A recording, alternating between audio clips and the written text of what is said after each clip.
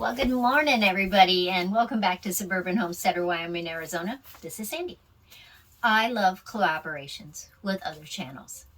And Alicia over at Country Mama Musing did a collaboration that she is an open collaboration. So if you would like to join it too, please do. Now her hashtag is hashtag top 5 grid down recipes. So she's asking different channels, what would you do? What would you cook for your family if it was a grid down situation? There's no electricity. So here are my 5 top things I would do.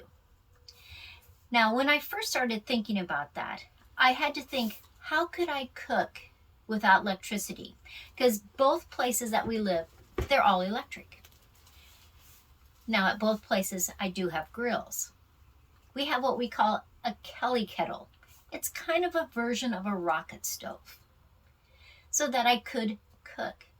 I also have fire pits so that we could use those. But back in Wyoming, I also have a pizza oven that Joe and I made, and we can use that. We could utilize that every single day. And you can bake a lot of things in there, from pizzas to bread and all kinds of meats.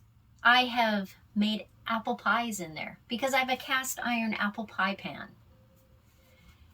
And so we would be utilizing that a lot. So my top one would be pizza, because who doesn't like pizza? And I always have yeast in my pantry. I have flour in my pantries.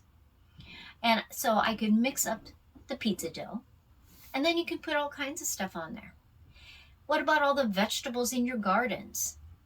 I have canned tomato sauce from my tomatoes that I could easily make pizza every night for months, literally. Now you might say, well, Sandi, what if it's wintertime and you don't have any vegetables? We also grow hydroponically. And so I have vegetables, and I like to grow microgreens. So I could throw microgreens on there. Now, eventually I would not have cheese. But do you have to have cheese on pizza? I mean, it's better that way. But a lot of times people have in their pantry Velveeta, which is some kind of weird processed cheese that is okay not being in the refrigerator. So you could add Velveeta onto there. But it's always fun to have a little bit of sweet. And so I would make apple pie, or peach pie, or blueberry pie, or gooseberry pie, or chokecherry pie, or raspberry pie, some kind of pie from my gardens in my pizza oven. So that would be my number 2 pick. Now, speaking of gardens, number 3 would be salads. I can eat a lot of salads. Now, if you go into your pantry, you may have canned tuna or canned chicken that you could actually add to your salads. If you have hens, because you're a homesteader, or you have access to eggs, you could hard boil them and add them to your salads. So that would be my number 3. Something that I actually don't have to cook unless I boil the eggs. Number 4, wraps. Now, I love tuna wraps, chicken wraps, turkey wraps, any kind of meat wraps. I like them. And in a grid down situation, flatbreads are an easy thing to make because you don't actually have yeast. So basically, if you had flour and you had some water, you could make a flatbread. You could make a wrap that you could put different fruits, vegetables, and I said fruits, that's right. You could put fruits and vegetables, meats, in a wrap. Now, what about some kind of spread to put in there? You could use, if you had an avocado, you could just mash that, put that in there. Did you know that mayo is shelf stable? That's right, you don't have to put it in the refrigerator. That is weird.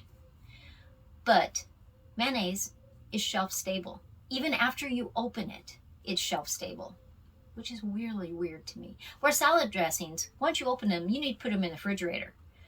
unless you made up some kind of vinaigrette that would last a lot longer outside the refrigerator. Also, you can buy these little cups, and they're ranch dressing to dip your chips and vegetables in. If you had some of those in your pantry, you could use that for a spread. What about applesauce? What about jams or jellies that you could put in there? You can put a lot of things to spruce up that wrap that you have. Now, wraps are nice because you can forage for you can forage for leaves like lamb's quarter. Lamb's quarter is what most people consider a weed, but it used to be that almost every vegetable garden grew them before spinach became famous. And it's very easy to find. You can use dandelion leaves. You can use a lot of leaves, even flower leaves, especially when they're young, that are edible, and you can add those to your wraps. So that would be another pick of mine. Now, number 5, a good hearty breakfast is important. Say you don't have any access to pizza ovens or grills or wood stoves or open fire. You don't have any wood at all. You don't have any biofuels. You don't have any kerosene. You don't have anything to cook with. You don't have a solar oven. You don't have anything. So everything that you're going to be eating is going to be cold. Though you could sit them in your window and heat them up a little bit.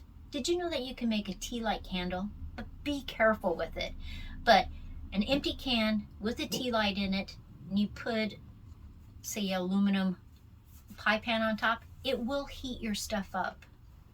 You can make some holes inside the can so that it has some airflow. So not everything would have to be cold, even in an apartment. But you need a hearty breakfast. You don't have any eggs, you don't have any milk, you don't have any of that kind of stuff. But what if you had oatmeal? You can take your oatmeal, 1 cup of oatmeal, add 2 cups of water, seal it in your container, shake it, and let it sit for at least 6 hours or overnight. The water will absorb into your oatmeal. And a lot of people actually like cold oatmeal. If you had fruits, you could add them to your oatmeal. If you had jams or jellies, you could add them so that it would make the oatmeal tastier. So those are my top 5 picks: pizza, pie, salads, wraps, and oatmeal. I think it's important to have a variety, even a grid down situation. So Alicia, thanks for the collaboration. And all you guys out there, what would you have as your top 5 grid down recipes?